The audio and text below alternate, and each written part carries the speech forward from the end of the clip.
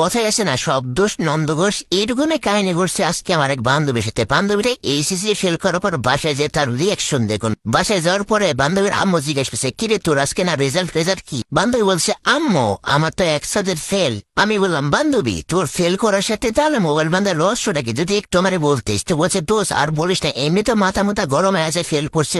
বান্ধবী বন্ধু অনেকে অনেক কথা বলছে, তার মধ্যে বাসায় গেছে আম্মু আরো অতিরিক্ত ভাবা শুরু করছে, তোর এইবার তো সবার সাথে বিয়ে দেবো এসে এরকম কথা কি সহ্য হয় বল? তারপরে সব দোষ আমার ফোনের উপর বলছে, তোর ফোনের জন্য তোর আজকে অবস্থা, তুই সারাদিন ফোন টিভি এসে অতিরিক্ত যখন আম্মু কথা বলতে লাগছে অমনি আমি আর আম্মুর উপর রাগ না দেখে ফোনের উপর একটা ঝাড়লাম। দোষ বুঝছিস, এই হলো কাহিনী। আমি বলো, ও এটা তো আমি বললাম, আন্টি তো ভুল কিছু বলে না, তুই তো সারাদিন অনলাইনে অ্যাক্টিভ থাকিস আর তুই তো সারাদিন কান্নাকার সাথে কথা বলতে থাকিস।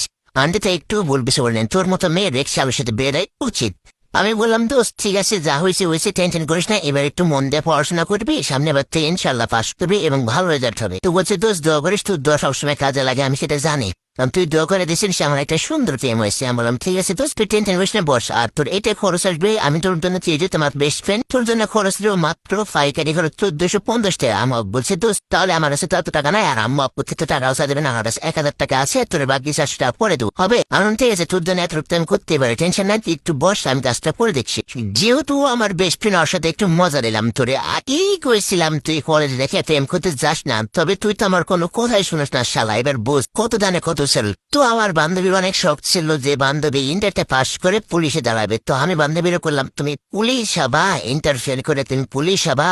তো বিয়স, আজকের ভিডিও আমার এই পর্যন্ত ছিল। আর একটা কথা, আমার ভিডিও আপনাদের কাছে কেমন হলে অবশ্যই একটা কমেন্ট করবেন, আর ভালো লাগলে ভিডিওটা শেয়ার করে দেবেন। আর আমার ভিডিওটা বাংলাদেশের 64 জেলায় যায় কিনা অবশ্যই কমেন্ট করবেন।